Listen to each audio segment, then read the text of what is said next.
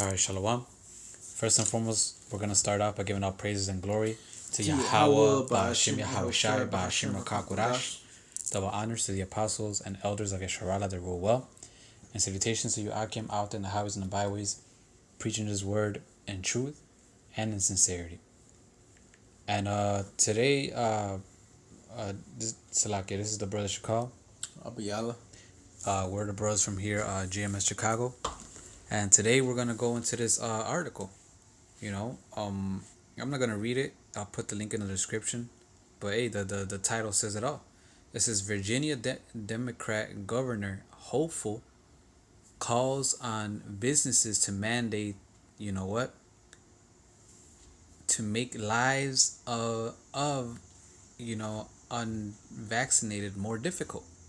And this is the thing that we've been talking about this whole time. Because Esau Edom, the so-called white man, is not gonna, or at least not yet, is not gonna force it, because he'll get too much backlash. What he's gonna do is make everything around those that don't take this, which this is we could tie this to the MOTV. It's not the MOTV, but it's a step to it.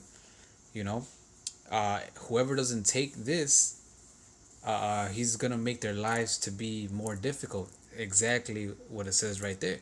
So if people do come and tell him something, he'll be like, "Look, these people are bringing this upon this stuff upon themselves. They could easily just take it, and everything will be good. Everything will be open to them. You see, so they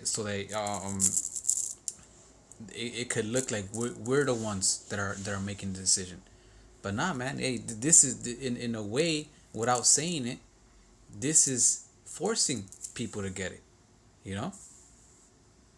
But we're gonna start with this. This is 2 Corinthians 2:11. It says, "Oh, you had it? Go ahead." 2 Corinthians 2:11. Lest Satan should get an advantage of us, meaning who are the elect, right? For we are not ignorant of his devices. Right. Meaning what? We know his steps. Why? Because the Lord tells us to never trust our enemy. Tells us the characteristics and the mannerism of this devil. And one of them is what? This is Psalms 55:21. The words of his mouth were smoother than butter, but war was in his heart. His words were softer than oil, yet were they drawn swords. The Lord tells us this is the characteristics of the wicked, and who's the border of wickedness? Who's the wicked of all wicked? That's Esau Edom, the so-called white man. So he tells us this is how he talks. So how is he gonna go? Oh, we're just doing this. We're making everybody get it so we could get this over with, and we could go back to normal, and so on and so forth. Oh, they're making life a hell for themselves because they don't want to take it. All they have to do is take it. The options are there. It's not our fault. It's their fault. Trying to switch the narrative, trying to switch the blame game. All that. So that it won't fall on him. But in reality, we know that this is what he's trying to do. He's trying to force us to take it. Right now, he's doing it like that, and soon, through the Spirit, he is gonna force it. He is gonna make it to where, what? Hey, if you don't take it, you're gonna go to jail. If you don't take it, you're gonna go, this and that. There's actually, they're already doing that with the people that are on probation. If you go to jail and then you get out on bond or whatever, or you get out of jail, you're on probation. They're telling you, okay, now you're on probation. If you don't take it, we're gonna take your ass back to jail. They're already doing it. So it's not too far fetched for them to just be like, oh, you don't want to take it. You know what? You're going to jail. And what's gonna be their excuse? Oh, it's you're a threat to society. You could bring this disease. Come to worse. When when in reality that's not the case. What he's trying to do is push his new world order, man. Kind of going to Sirach 12, verse 10. Never trust thine enemy, which Esau Edom is our number one enemy, pursuing to the book of Ezekiel, the 35th chapter. Alright, tells you that in Psalms 83rd chapter as well, that the rest of the other nations are our enemies as well, because they all envy the Israelites. All right, and these devils know who we are, man. All right, they know that we're waking up to who we are. All right, but at the same time, this devil, has his has agenda to enslave everybody, because that's the will of the Lord as well, man. The Lord's putting that spirit on him so that he can fulfill prophecy, man, which is written in the book of Revelation, the 13th chapter, the 16th verse. This man needs to do this; it's necessary, and we're just the watchmen, man. We're letting you people know that this is gonna happen because it's written, right? And not to take it and not to trust on this devil.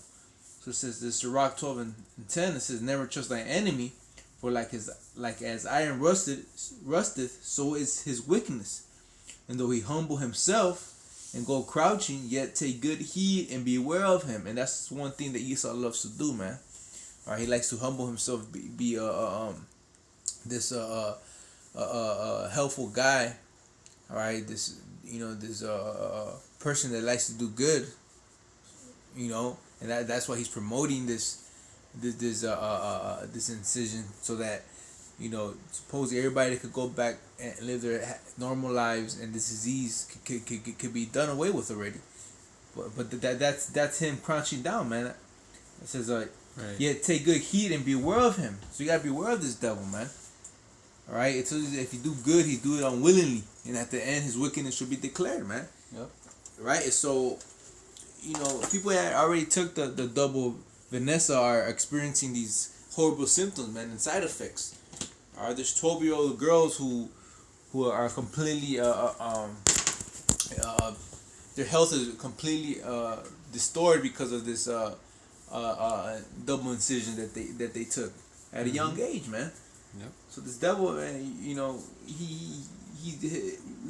his injections have been known to cause different types of disruptions in the body, man.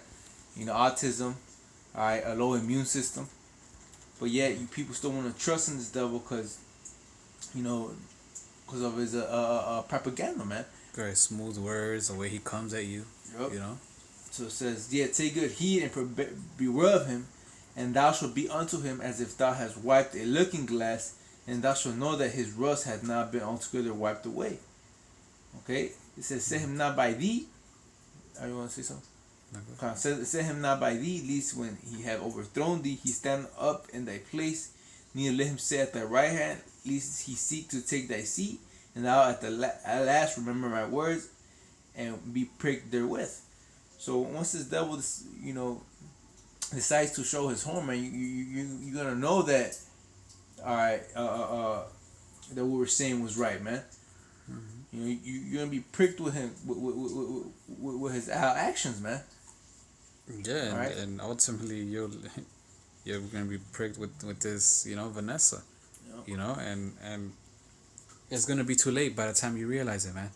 That's what we're warning you now, because through the Spirit that the Lord gave us, we understand this, and we're letting you know, through the Scriptures, the Lord told us all this, and we're warning you people, and if you don't take heed, once you take this and you realize the bullshit and the madness that he was really up to, you're gonna be like, fuck, I should have listened.